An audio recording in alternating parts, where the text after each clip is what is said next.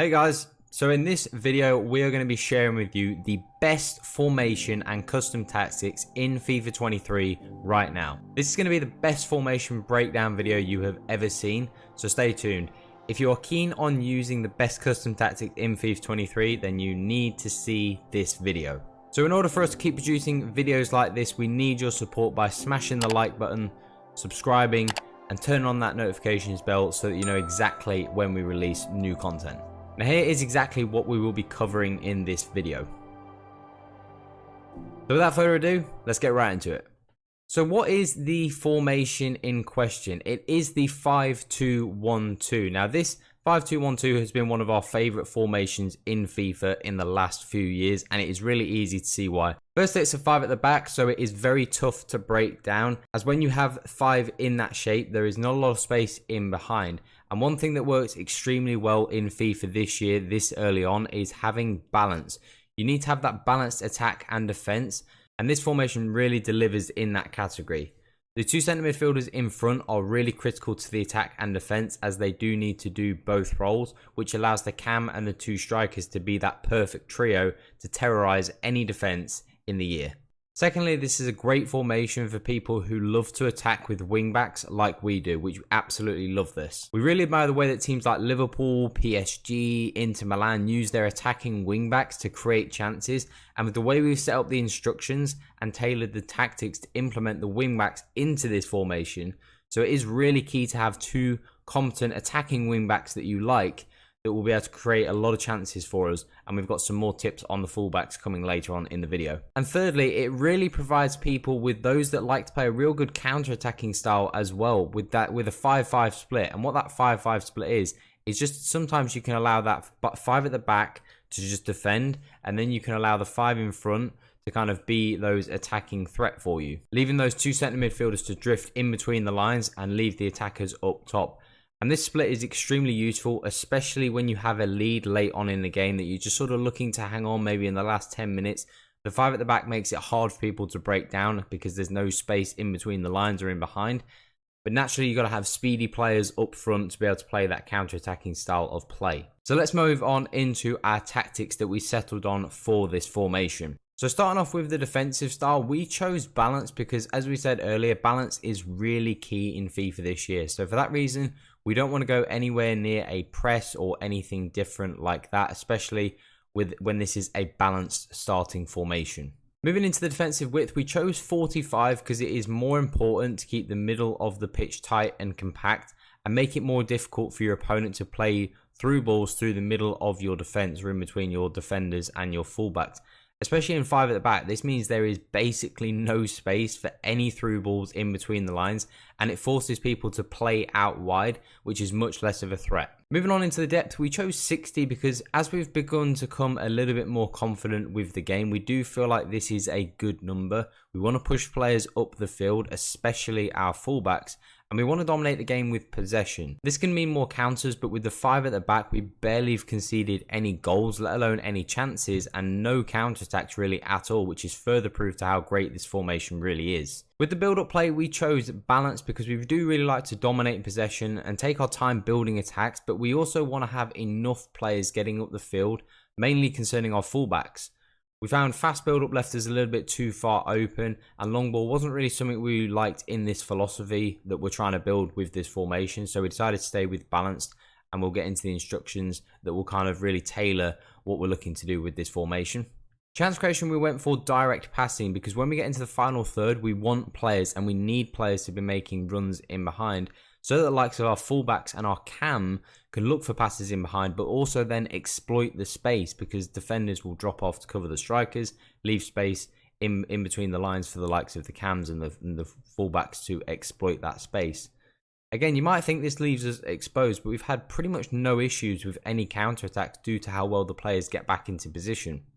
Offensive width, we chose 75 because in this formation you do need to give yourself some extra width, especially when we want the fullbacks to stretch the pitch wide and open up our opponent's midfield, which leaves space for us to exploit, and it makes the fullbacks stay out wide and stay on the outside so they're available to whip crosses in. However, you can't go too wide on the width to 100, let's say, because this will make your midfield far too open and then too easy for your opponents to exploit that space for themselves. Then for players in the box, we chose 5 because we want to make sure that our attackers get in there, but we want to make sure that our centre midfielders and especially our fullbacks do kind of stay outside the box, so that if any potential counters come, they're in a better position to be able to get back. Corners we left on 3. We want to make sure we have some players in the box in case we have an option just to swing it in if we need to. But if you are concerned about counters, you can leave this on 1. And then free kicks as well, you can do the same thing if that's what you choose. Now, before we continue, if you want us to make more videos like this, make sure you hit the thumbs up button and make sure you comment right now down in the comment section with your questions and thoughts on any other videos you would like us to cover going forwards. So let's get back into it and jump into the instructions that we decided on with this 5-2-1-2 formation.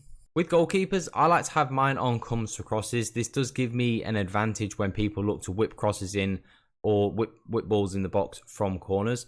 I also like to have my goalkeeper on sweep keeper.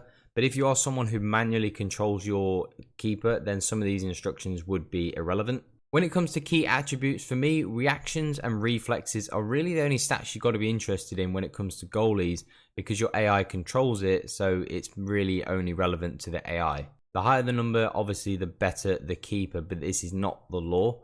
And as a side note, make sure you keep an eye out for tall goalkeepers because they have a bigger wingspan, so they can dive into the corners a lot better, and it also makes them a little bit harder to beat in 1v1 situations. However, goalkeepers at the moment don't seem to really be very good. So of course with centre backs, we're obviously going to keep them all on stay back while attacking, which is pretty clear and obvious.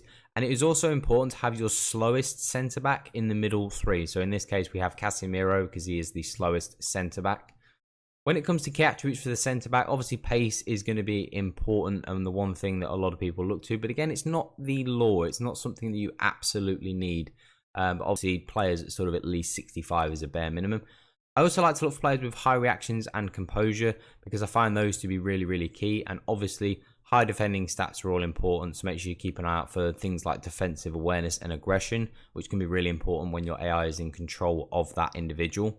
So moving into the fullbacks, which is kind of where we have developed this formation to be, and what we like with our fullbacks is we like them to have them on balance, which allows them to get forwards and be a problem for your opponent, but also it allows them to not get so far forwards that it's a little bit too crazy and they can't get back into position. If you do want to have them getting forwards into a more attacking role, then you can have them on join the attack, but this is when we did find some issues such as too much space for other players to be able to cover. We also want to make sure that you keep them on overlap so that they stretch on the outside of the pitch and stay wide all the time, which is really important.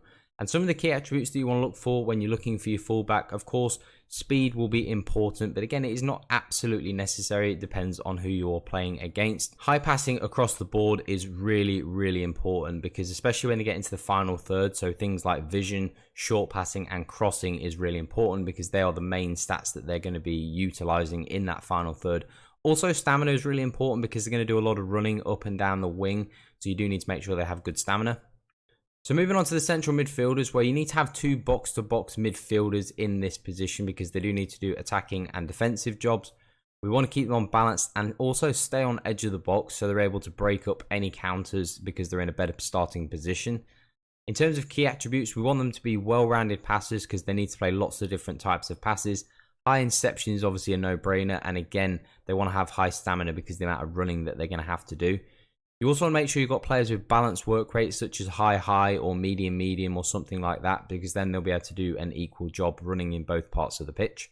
Moving on to the cam, this is a vital role for the team because they are going to have many roles to play, such as linking up the play between the mids and the strikers, creating chances, and not to mention chipping in with goals as well. So we do need them on free roam and get into the box.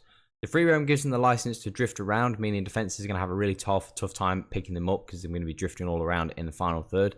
And the unpredictability does give you that advantage, especially when the space is exploited. And that also then benefits the fullbacks as well because of the amount of space that is going to be exploited. In terms of attributes, there are a lot of key stats that are important. Pace will always be important, but shooting is very important because they're going to have to finish off chances that they inevitably will get. You also want players with high dribbling, good short passing and vision because you're going to be spending a lot of time on the ball. The dribbling will make them difficult to pin down, and the vision and the short passing is for the chance creation.